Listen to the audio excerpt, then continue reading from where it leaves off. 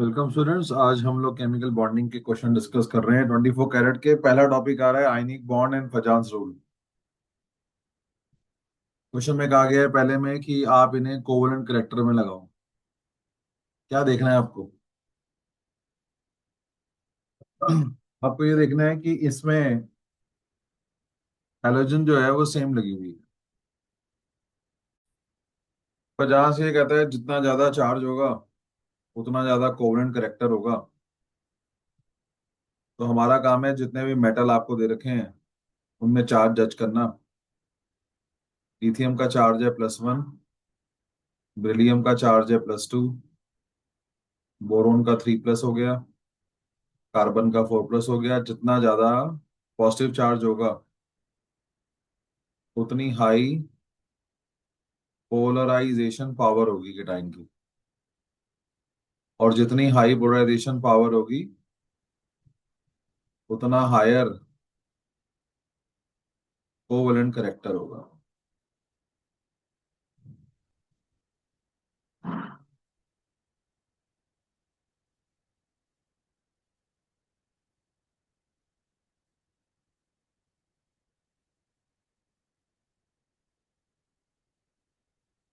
Second question आ रहा है, इनमें से किसमें मैक्सिमम कोवेलेंट करेक्टर है? अगेन एनाइन सेम रखा है। एल्यूमिनियम का चार्ज है +3, मैग्नीशियम का 2+, आयरन का 2+, टिन का 2+। तो जितना पॉजिटिव चार्ज होगा उतना हायर पोलराइजेशन पावर होगी, उतना कोवेलेंट करेक्टर ज्यादा होगा। Order of covalent bond, covalent bond तो नहीं होगा, कोवेलेंट करेक्टर ही होगा।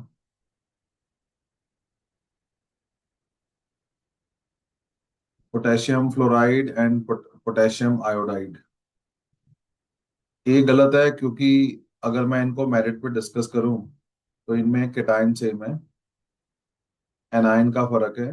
पजांस कहता है अगर एनाइन का साइज ज्यादा होगा उसकी पोलराइजेबिलिटी ज्यादा होगी, उसमें कोवेलेंट करेक्टर ज्यादा होगा।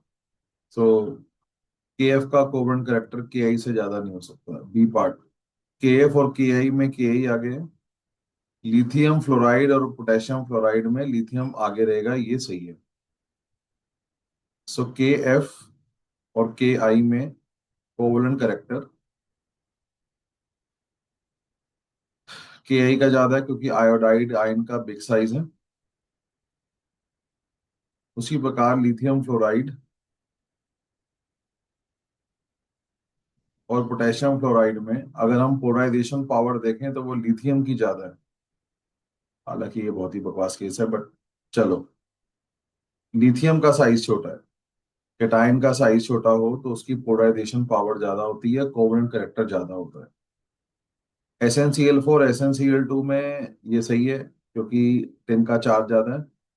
CuCl और NaCl में ये ऑर्डर सही है, CuCl का ज्यादा होगा। तो SnCl4 में टिन पे +4 चार्ज है। फजान कहता है अगर पॉजिटिव चार्ज ज्यादा होगा तो कोवेलेंट करेक्टर ज्यादा होगा, ये सही है। ये आपको कभी पढ़ाया नहीं है, जेई का कॉन्सेप्ट है ये। जितने भी डी ब्लॉक के एलिमेंट होते हैं इनमें हायर कोवेलेंट करेक्टर माना जाता है as compare to s block element, क्योंकि एस ब्लॉक रिएक्टिव बहुत होते हैं तो वो आयनिक ज्यादा बनाते हैं। और कॉपर वगैरह डी ब्लॉक से बिलोंग करते हैं, ये इतने रिएक्टिव नहीं होते तो इनकी कोवेलेंट होने के चांसेस हमेशा ज्यादा होते हैं, तो ये भी सही है। लिथियम सोडियम क्लोराइड वाला ऑर्डर ये गलत हो गया। और पोटेशियम आयोडाइड का ज्यादा होगा केएफ से, CuCl ज्यादा होगा NaCl से, ये भी सही है। तो BCE is the correct option. Number of following factor which affect the percentage of covalent character in the ionic bond: polarization power of cation, extent of distortion of anion. Polarisability of an ion, polarisation power of an ion. So ये तीन सही है, number of factors में 3 answer है इसका। देखो, polarisation power of cation की बात करें तो जितना ज्यादा चार्ज होता है उतना इलेक्ट्रॉन खींचने की क्षमता ज्यादा होती है, इसी को तो पोलराइजेशन पावर कहते हैं। Extent of distortion of A9, बड़े साइज के जो एनाइन होते हैं वो आसानी से डिस्टॉर्ट हो जाते हैं। जब सामने लिथियम आया तो उसने क्या किया, उसने आयोडीन के इलेक्ट्रॉनिक क्लाउड को अपनी तरफ खींच लिया, इसी को डिस्टॉर्शन कहते हैं। इलेक्ट्रॉनिक क्लाउड झुक के आयोडीन की तरफ आ जाना। और पोलराइजेबिलिटी ऑफ एनाइन भी सेम चीज है। डिस्टॉर्शन ऑफ एनाइन या पोलराइजेबिलिटी, अपने इलेक्ट्रॉन खींचने देने की एबिलिटी, ये एक ही बात है। So firstly, polarisation power anion की नहीं होती, ये केटाइन की होती है।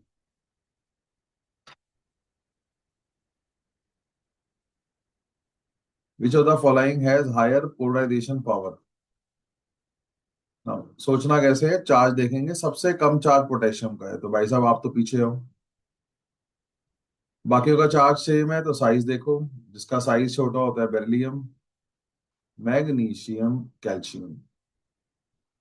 सो ये लोग आगे हैं क्योंकि इनका +2 चार्ज है और पोटेशियम का +1 है। इनमें बेरिलियम आ गया है क्योंकि इसका स्मॉल साइज है। डाउन द ग्रुप आने पे साइज बढ़ेगा, पोलराइजेशन पावर घटेगी।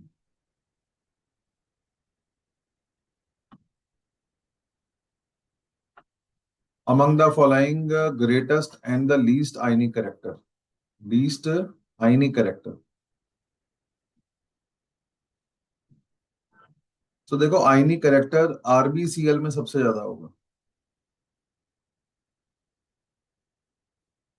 क्यों? क्योंकि lithium, sodium, potassium, rubidium, down the group आने पे साइज बढ़ेगा, आयोनाइजेशन एनर्जी घटेगी, loss of electron become easy, आप आयनिक कंपाउंड आराम से बना पाओगे।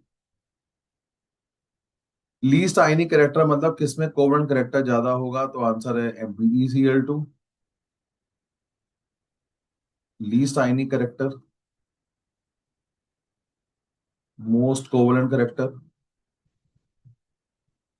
क्योंकि बेरिलियम का +2 चार्ज है और स्मॉल साइज है, 50 लाख लगी है।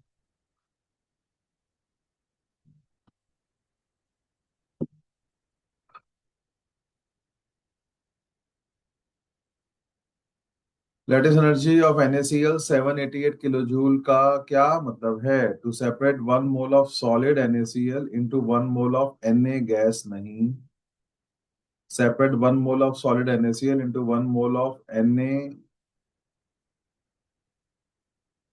And 1 mole of infinite distance, या तो मैंने यहाँ गलत लिखा होगा।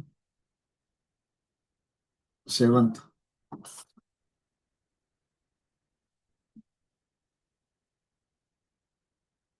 सेवंथ का बी आंसर है। वहां लिखा, मेरे प्रिंटिंग में, यहाँ पे टाइपिंग में गलती है बिकॉज नोट्स टाइप हो रहे हैं ये।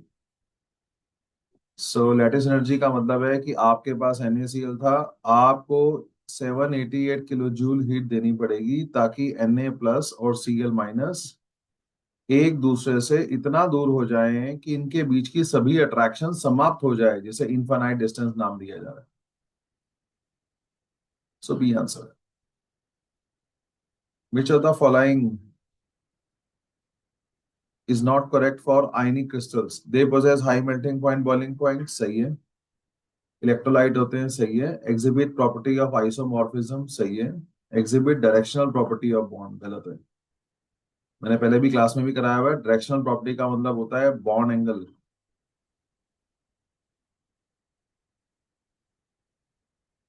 शेप, आयनिक कंपाउंड में कोई बॉन्ड एंगल या शेप नहीं होती, no bond angle no shape.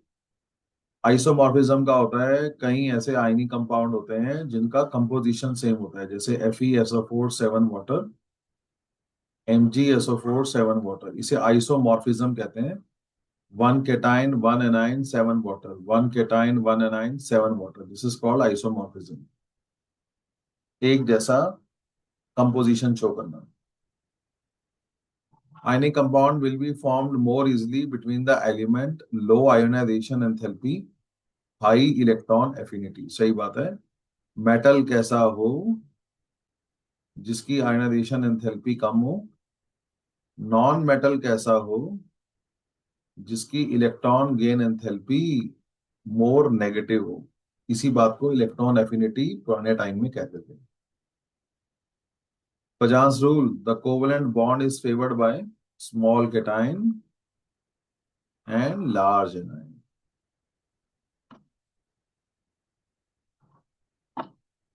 Lattice enthalpy is always positive for the formation of ionic compound. गलत।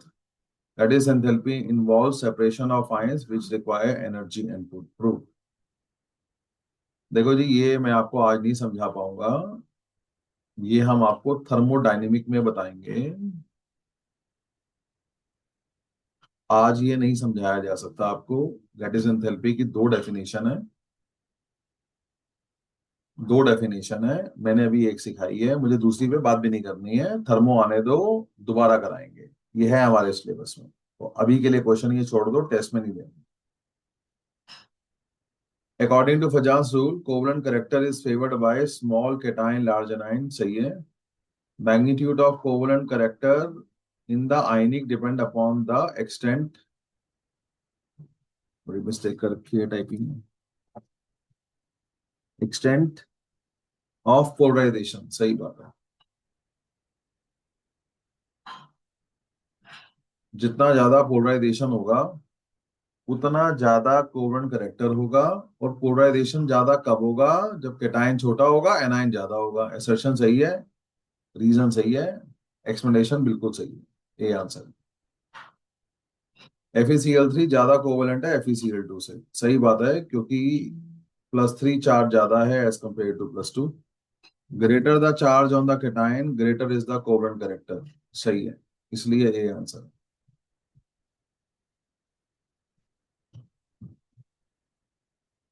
सो यहाँ पे फजांस रूल के क्वेश्चंस खत्म होते हैं।